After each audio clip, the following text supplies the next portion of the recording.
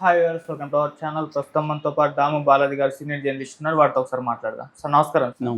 Sir, Chandrababu Naidu గారు ముస్లింలకు ద్రోహం చేశారని చెప్పేసి నేషనల్ వైడ్ గా కూడా మీడియాలో ప్రచారం జరుగుతుంది సార్. అంటే వక్ఫ్ బిల్ ఇవాళ రాబోతుంది. దానికి చంద్రబాబు నాయుడు గారు ఆల్రెడీ మద్దతు చేశారు. సో దీని పట్ల ముస్లిం సమాజం అంతా కూడా ఆయనకు వ్యతిరేకంగా కామెంట్స్ అయితే చేస్తుంది సార్. మరి ఏ రకంగా ముస్లింలకు చంద్రబాబు నాయుడు గారు ద్రోహం చేశారు, అసలు ఈ వక్ఫ్ బిల్ అంటే ఏంటి, మరి దీని గురించి ఏం చెప్తారు సార్? ఇవాళ వక్ఫ్ బిల్లు అనేది పార్లమెంట్లో లోక్సభలో ప్రవేశపెట్టబోతున్నారు. 12 గంటలకి ప్రశ్నోత్తరాల సమయం అవగానే ప్రవేశపెట్టబోతున్నారు. ఆల్రెడీ బీజేపీ కానీ, తెలుగుదేశం కానీ, తర్వాత నితీష్ కుమార్ జేడీయూ కానీ వీళ్ళందరూ కూడా వాళ్ళ పార్లమెంట్ సభ్యులకి విప్ జారీ చేశారు కంపల్సరీగా అటెండ్ కావాలని. సో ఈ వక్ఫ్ బిల్లుకి మొన్నటి వరకు చంద్రబాబు వ్యతిరేకిస్తూ ఉన్నాడు. వక్ఫ్ బిల్ని ముస్లింలకి హామీ ఇచ్చాడని నేషనల్ ముస్లిం పర్సనల్ లా బోర్డు కూడా ప్రకటించింది.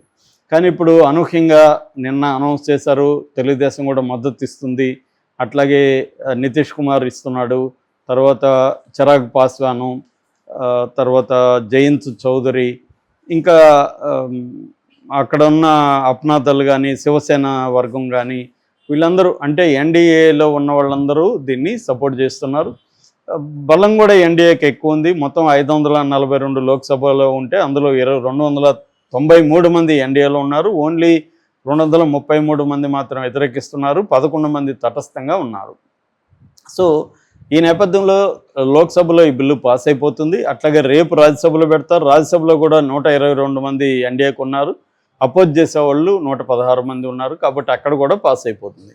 వక్ఫ్ బిల్ అనేది గ్యారంటీగా పాస్ అవుతుంది. దాన్ని ఎవరో అడ్డుకునే పరిస్థితి లేదు. ఓన్లీ చంద్రబాబు, నితీష్ కుమారు, చిరాగ్ పాస్వాను, జయంత్ చౌదరి వీళ్ళు కానీ అనుకోని ఉంటే దాన్ని ఆపగలిగి ఉండేవాళ్ళు. కానీ వీళ్ళు కూడా దానికి మద్దతు ఇస్తున్నారు. అయితే చంద్రబాబు నేను చెప్పిన 3 సవరణలకి ఓకే చేశారు కాబట్టి మద్దతు ఇస్తున్నాను అన్నాడు. ఆ 3 సవరణలు ఏవనేది నేను తర్వాత చెప్తాను. అసలు ఈ వక్ఫ్ బిల్లు అంటే ఏంటి, దీన్ని ఎందుకు ముస్లిం సమాజం కానీ, ఇండియా కూటమి కానీ అంటే కాంగ్రెస్ కావచ్చు, తృణమూల్ కావచ్చు, డిఎంకే కావచ్చు, టీఎంసీ అదే ఎస్పీ సమాజ్వాదీ పార్టీ కావచ్చు, ఉద్ధవ్ ఠాక్రే శివసేన కావచ్చు, వీళ్ళందరూ వ్యతిరేకిస్తున్నారు. తేల్చకుండా ఉన్నది వైసీపీ ఇంకా క్లియర్గా తేల్చలేదు, బీఆర్ఎస్ తేల్చలేదు, బిజు జనతాదళ్ తేల్చలేదు. వాళ్ళు మరి తటస్థంగా ఉండి వెళ్ళిపోతారా ఓటేయకుండా, లేకపోతే యాంటీగా ఓటేస్తారా, ప్రోగా ఓటేస్తారా అనేది మనకి కాసేపట్లో తెలుస్తుంది. అయితే ఇప్పుడు వక్ఫ్ బిల్ అంటే ఏంటంటే, వక్ఫ్ అంటే అర్థం ముస్లింల ఆస్తులు, ముస్లిం రిలీజియస్ ఆస్తులు. ముస్లిం మతానికి కొన్ని ఆస్తులు ఉంటాయి. ఆ ఆస్తుల్ని వక్ఫ్ అంటారు. ఆ ఆస్తుల ప్రొటెక్షన్ కోసం, ఆస్తుల్ని ఆర్గనైజ్ చేయడం కోసం 1995లో 1995లో వక్ఫ్ బిల్ అనేది ఒకటి వచ్చింది. దాన్ని ఇప్పుడు మారుస్తున్నారు, అమెండ్మెంట్ సవరణ చేస్తున్నారు. దీనికి ఒక కొత్త పేరు పెట్టారు. ఇదేంటంటే ఉమీద్ 1995 అని పెట్టారు. ఉమీద్ అంటే అర్థం ఏమంటే unified Waqf management, empowerment, efficiency and development. దీన్ని ఉమీద్ అంటారు.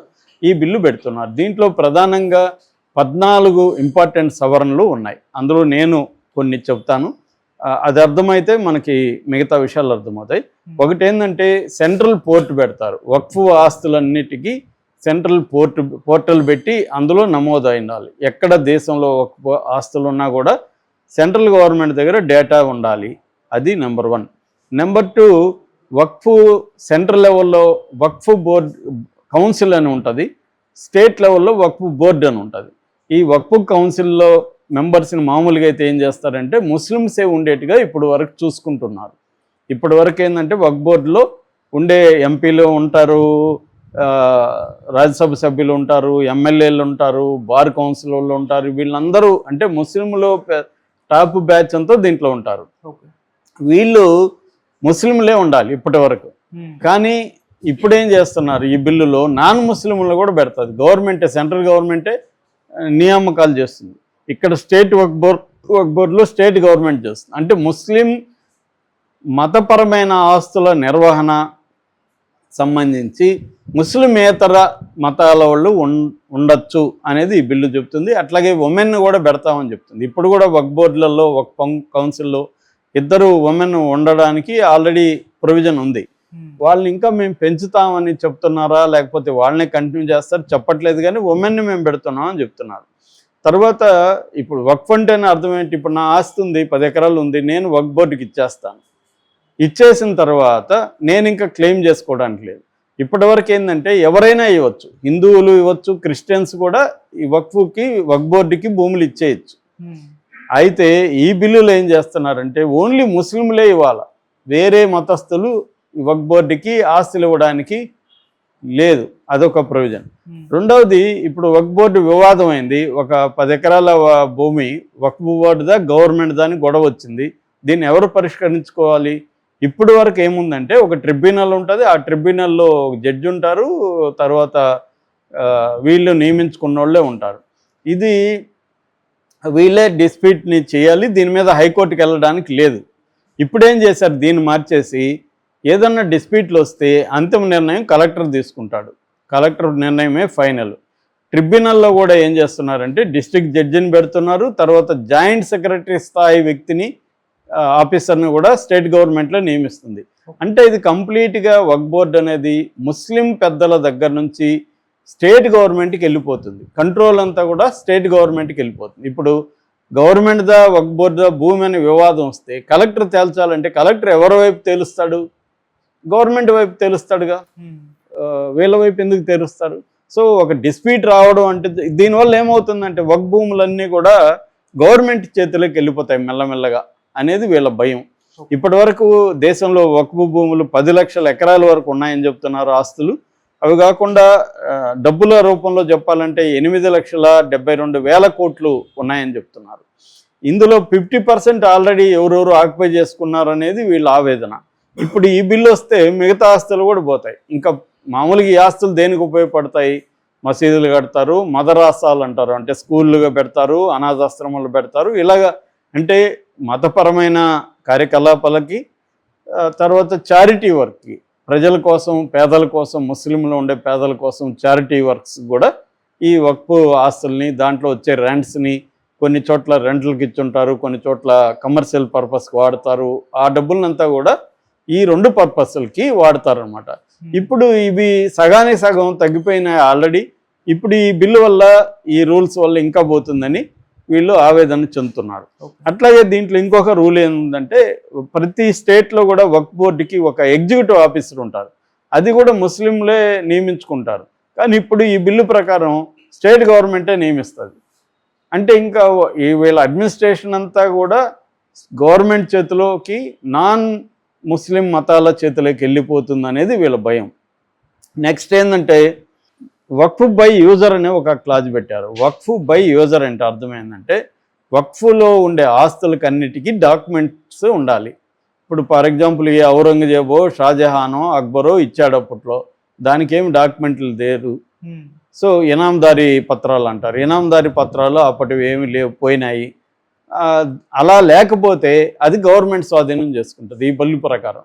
సో అప్పుడు దానివల్ల ఏమవుతుందంటే పాత ఆస్తులు, పాత మసీదులు ఇవన్నీ గవర్నమెంట్ స్వాధీనం చేసుకునేస్తుంది అన్న ఒక భయం వీళ్ళకు ఉందన్నమాట. నెక్స్ట్ ఏంటంటే రైట్ టు రికవరీ అనేది కూడా వీళ్ళకి పోతుంది. ఇప్పుడు ఏదన్నా ఆస్తి పోయింది, దాన్ని రికవరీ చేసుకోవాలి, ఆ రైట్ టు రికవరీ కూడా దీంట్లో తీసేశారనమాట. ఇది ప్రధానంగా ఈ బిల్లులో ఉండే మెయిన్ ఇది అనమాట. అంటే ఈ బిల్లు కానీ పాస్ అయితే వక్ఫ్ బోర్డు, వక్ఫ్ ఆస్తుల మీద, ముస్లిం సమాజానికి సంబంధించిన ఉమ్మడి ఆస్తుల మీద ప్రభుత్వానికి, నాన్ ముస్లిం మతాలకి అధికారం ఉంటుంది తప్ప ముస్లింలకి అధికారం ఉండదు ఒకటి. రెండోది, ఆస్తులు మెల్లమెల్లగా కర్పూర హారతిలాగా కరిగిపోతాయి, వెళ్ళిపోతాయి, గవర్నమెంట్కి హ్యాండ్ ఓవర్ అయిపోతాయి, వీళ్ళ దగ్గర ఇంకా తక్కువగా ఉంటాయి. అందుకనే ఓవైసీ లాంటి వాళ్ళు ఇది వక్ఫ్ బిల్లు కాదు, వక్ఫ్ విధ్వంసక బిల్లు, వక్ఫ్ని నాశనం చేసే బర్బాద్ బిల్లు అని వాళ్ళు పిలుస్తున్నారనమాట. అయితే తెలుగుదేశం మొన్నటి వరకు నేను కాపాడుతాను వక్ఫ్ ఆస్తుల్ని ఇవన్నీ మాట్లాడుతూ వచ్చింది, కానీ ఇప్పుడు వాళ్ళు ఈ బిల్లుకి మద్దతు ఇవ్వడానికి ఒప్పుకున్నారు. అయితే తెలుగుదేశం 3 ప్రతిపాదనలు చేసింది అని చెప్తున్నారు. అందులో ఒకటి వక్ఫ్ బై యూజర్ ఉంది కదా, ఇందాక చెప్తున్నాను, అంటే డొనేట్ చేసిన ఆస్తులకంతా కూడా పత్రాలు ఉండాలి. అది రెట్రాస్పెక్టివ్గా వద్దు, అంటే బిల్లు వచ్చినప్పటి నుంచి ఇక వచ్చే ఆస్తులకు మాత్రం ఆ రూల్ పెట్టండి, కానీ పాత ఆస్తులకు పెట్టొద్దని తెలుగుదేశం చెప్పిందని దాన్ని వాళ్ళు ఒప్పుకున్నారనేది వీళ్ళు అంటున్నారు. అది ఇప్పుడు పార్లమెంట్లో తేలిపోతుంది వీళ్ళు ఇది ఒప్పుకుంటారో లేదని.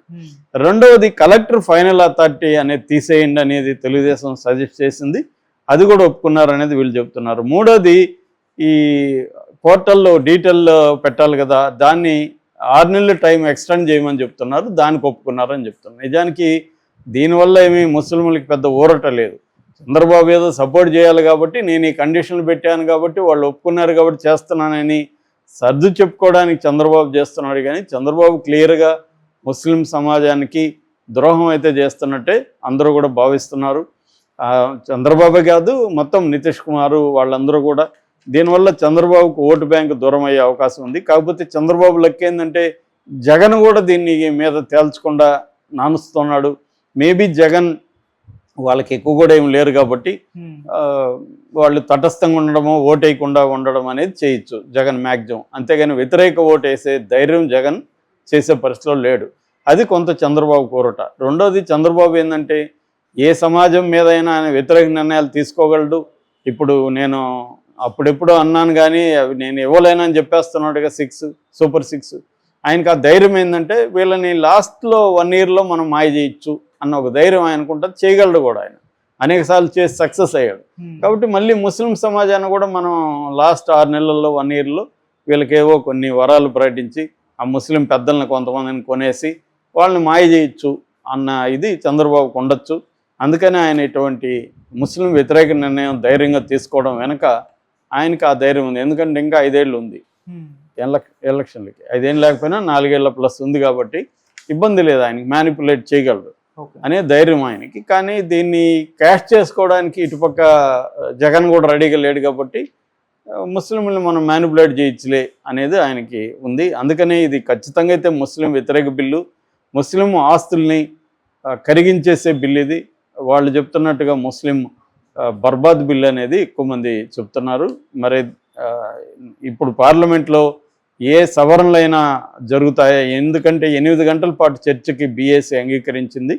సో 8 గంటల్లో వచ్చే చర్చల్లో సవరణలు ఏమన్నా ఒప్పుకుంటుందా గవర్నమెంట్ అనేది చూడాలి మనం. Okay sir, thank you so much.